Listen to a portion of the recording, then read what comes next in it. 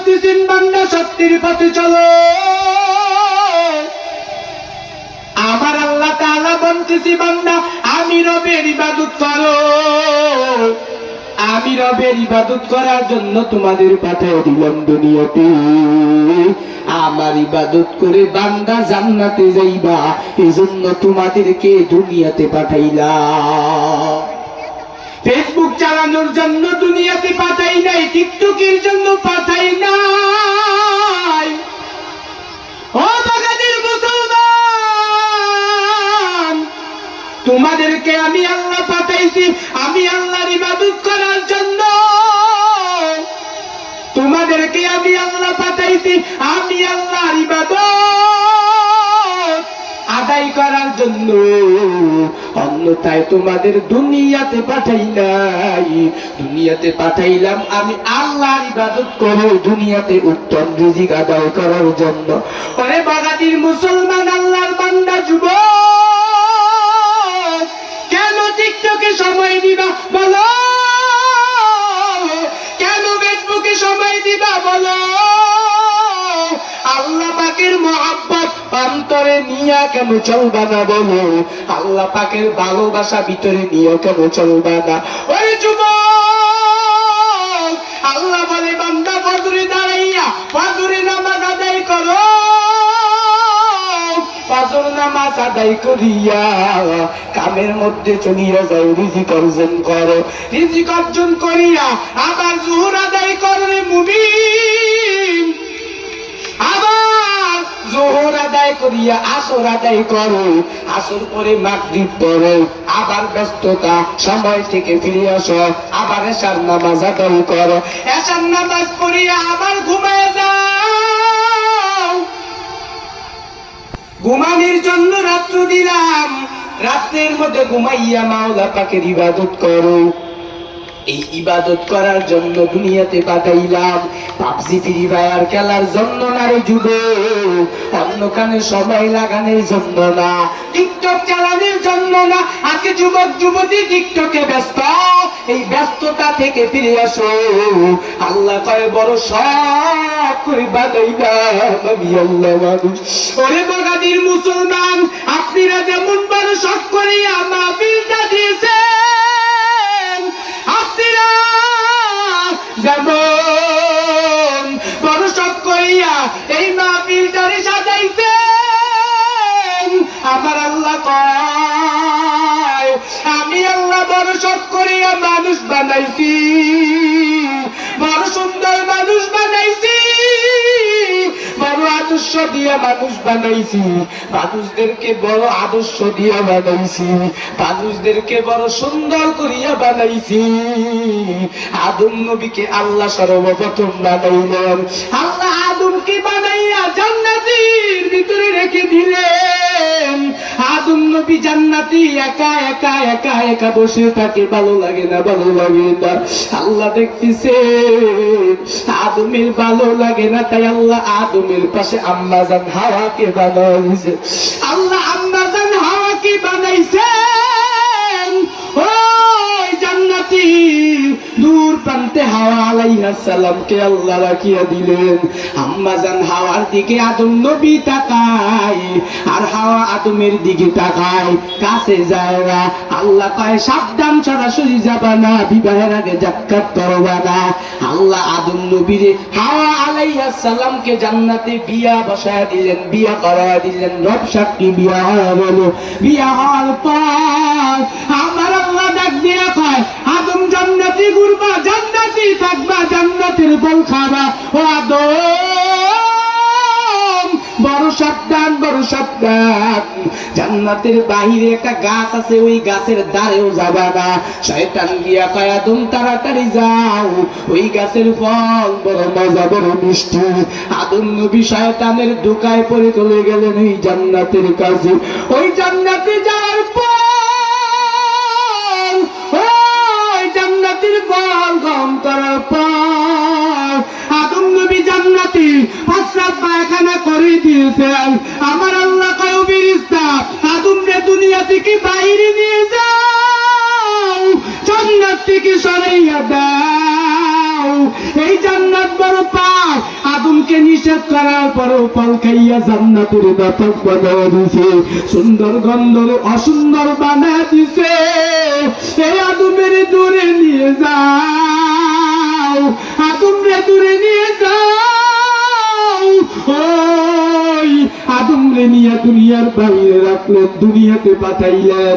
এর বাগাদির মুসলমান, আদম নবী দুনিয়াতে আসার পর আদমকে এক পাশে, হাওয়াকে এক পাশে, কেউ নাই। কিসের খানা, কিসের ঘুম, কিছু নাই। আদম নবী সাজদায় পড়িয়া কান্নার আওয়াজ দিয়া কয়, মালিক আয় আল্লাহ, গুনাহ করেছি, তওবা করি আল্লাহ। আয় আল্লাহ, গুনাহ হয়ে গেছে, তওবা করতেছি আল্লাহ, মাফ করিয়া দাও। আয় আল্লাহ, গুনাহ হয়ে গেছে, ভুলে খেয়ে ফেলেছি রে মালিক। আয় আল্লাহ, দয়া করিয়া মাফ করিয়া দাও। আদম নবীরে আল্লাহ মাফ করিয়া দিলেন, আদম নবীরে আল্লাহ মাফ করিয়া দিলেন। তবে আদম নবী দিয়া আল্লাহ গোটা জাতিরে একটা শিক্ষা দিলেন, ও বান্দা, অন্যায় করবা আর আমি আল্লাহর কাছে মাপ চাইবা। আমি আল্লাহ মাফ করতে বড় অভ্যস্ত, তোমরা গুনাহ করতে অভ্যস্ত। ও বান্দা, তোরা গুনাহ করতে জানো, ও বান্দা, তোরা গুনাহ করতে জানো আর আমি আল্লাহ মাফ করতে জানি। তোরা গুনাহ করতে ভালোবাসো আর আমি আল্লাহ মাফ করতে ভালোবাসি। যত গুনাহ করস না কেন আমার কাছে তওবা কর, যত গুনাহ করস না কেন আমি আল্লাহর কাছে তওবা কর। আল্লাহর কাছে ফিরে আয়, তওবা কর, আল্লাহ মাফ করে দিবেন। কেননা আল্লাহ মাফে বড় অভ্যস্ত। আল্লাহ ফজরে ডাকে, বান্দা আয়, কত গুনাহ করেছো আমার কাছে আয়। তারপর জোহরে ডাকে, বান্দা আয়, তারপরেও আসে না। আসরে আল্লাহ ডাকে আয়, তারপরেও আসে না। মাগরিবে ডাকে আয়, তারপরেও বান্দা আসে না। আল্লাহ আশায় ডাকে আয়, তারপরেও আসে না।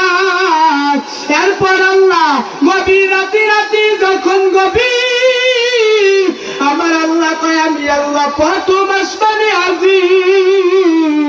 ওই প্রথম আসমানে হাজির ডাকে আয়, তাড়াতাড়ি আয়, আয় তাড়াতাড়ি আয়। এখনো সময় আছে, তওবা কর। তওবা না করিলে হালাত বড় খারাপ। বাহাদুরি কয়দিন করবা, ততদিন আজরাইল তোমার সামনে হাজির না হবে ততদিন। আর মালাকুল মউত আজরাইল যখন তোমার সামনে হাজির, তখন বুঝবা বাবা কি হালাত, তখন বুঝবা কি হালাত। আজরাইল আলাইহিস সালাম আসার পর হয়ে যাবে কি হালাত। রুটারে কবজ করিয়া নিয়ে যাবে, ওরে ঘর থেকে লাশখানা বাহির করিয়া দিবে। ওই বেলি দিয়া কাপড়টারে কাটিয়া কাটিয়া কাটিয়া রাখিয়া দিবে, আংটিটা পর্যন্ত খুলিয়া রাখিয়া দিবে। ওই কাপড় খুলিয়া মশারি দিয়া গোসল করাইবে। ওই জঙ্গলায় যাবে, বাঁশ কাটাও জঙ্গল।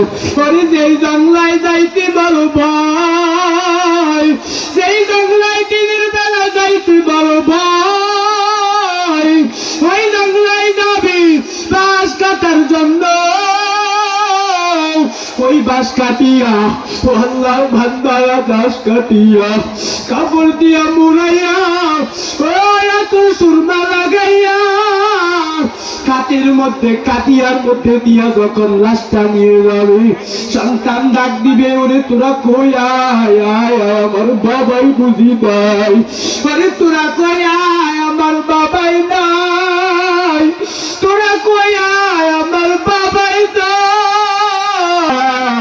জানাজার ময়দানে লাশটা নিয়ে যাবে, ওইখানে নামাইয়া আল্লাহর বান্দারা জানাজা দিয়া কবরের পাশে দিয়া দুইজনে লাফ দিয়া কবরে নামিয়ে যাবে। ওই কবরে নামার পর মাথায় গামছা লাগাইয়া আমার তাদের পর ওইখান থেকে মাটি দিয়া সবাই চলে যাবে। ওই মাটির দিয়া যখন যাবে কেউ নাই, কেউ এই ময়দানে নাই। আল্লাহর হুকুমে ফেরেশতা হাজির হয়ে যাবে, আসিয়া প্রশ্ন করবে রবের পরিচয় দাও, দিনের পরিচয় দাও, রাহমাতুল লিল আলামিনের পরিচয় দাও। যারা নেক আমলওয়ালা তারা পরিচয় দিতে পারবে, আর যারা গুনাহগার নাফরমান বলবে লা আদরি, কিছুই জানি না, কিছুই জানি না। আল্লাহ রাগান্বিত হইয়া বলবেন, ও কবরের মাটি, ওই গুনাহগার নাফরমানের চাপ দাও। তখন ওই গুনাহগার নাফরমানের চাপ দিবে। ও আল্লাহর বান্দারা, এজন্য ফিরে আসো, তওবা করো, আল্লাহ আমাদের তৌফিক দান করে দে। বলেন আমিন। যে আলোচনা করলাম অল্প সময়, সামনে যদি সুযোগ পাই লম্বা আলোচনা করব। আল্লাহ আমাদের সবাইকে মাফ করে দে। তো আখিরি দাওয়ানা আলহামদুলিল্লাহি রাব্বিল আলামিন। আসসালামু আলাইকুম ওয়া রাহমাতুল্লাহ।